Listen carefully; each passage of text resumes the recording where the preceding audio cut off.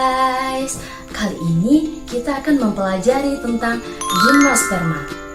Tapi sebelum itu, apa sih itu tumbuhan gimnosperma?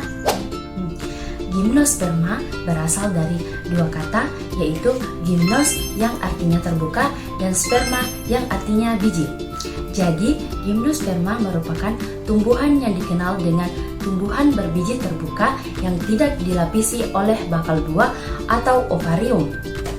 Nah, adapun contoh dari gimnosperma yang pertama yaitu ada pohon pinus atau Casuarina equisetifolia. Yang kedua ada Pinus marcusi atau Pinaceae. Yang ketiga ada Zamia atau Zamia purpuraceae.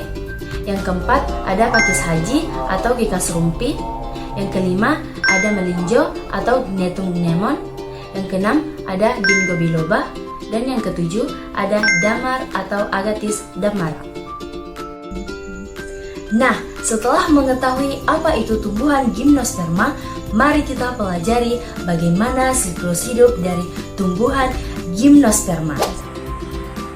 Siklus hidup gimnospermae misalnya pada tumbuhan pinus diawali dari tumbuhan sporofit dewasa yang merupakan fase dominan dalam siklus hidupnya.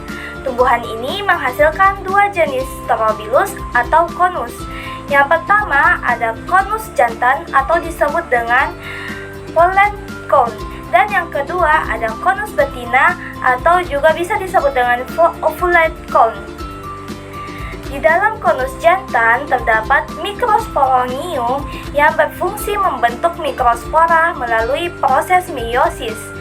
Setiap mikrospora jantan berkembang menjadi serbuk sari atau disebut juga dengan pollen grain yang merupakan gametofit jantan.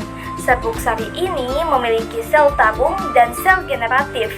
Sel tabung akan menghasilkan pollen tube, sedangkan sel generatif akan membentuk dua sel sperma. Sementara itu, pada ovulate cone atau konus betina, di bawah setiap sisik terdapat bakal biji atau ovulum yang mengandung megasporangium. Di dalamnya, sel induk mikrospora juga mengalami meiosis dan menghasilkan satu megaspora fungsional yang akan berkembang menjadi gametofit betina. Gametofit betina membentuk archegonium yang berisi sel telur atau ovum. Saat terjadi penyerbukan atau polinasi, serbuk sari terbawa oleh angin hingga menempel di makropil bakal biji. Serbuk sari kemudian tumbuh membentuk tabung serbuk sari menuju ke archegonium. Melalui tabung inilah sel sperma bergerak dan satu sperma membuahi sel telur menghasilkan zigot. Zigot hasil pembuahan akan berkembang menjadi embrio, sedangkan integumen di sekitarnya membentuk selaput biji. Biji ini disebut biji telanjang karena tidak tertutup oleh ovarium seperti pada tumbuhan berbunga. Setelah matang, biji tersebut tersebar biasanya dengan bantuan angin, dan ketika jatuh di tempat yang cocok akan berkecambah menjadi tumbuhan baru atau spor muda. Dari sinilah siklus hidup gimnosperma berulang kembali. Baiklah, itulah tadi penjelasan dari siklus hidup gimnosperma. Semoga apa yang kami sampaikan dapat dipahami. Sampai jumpa kembali di video selanjutnya. Dah.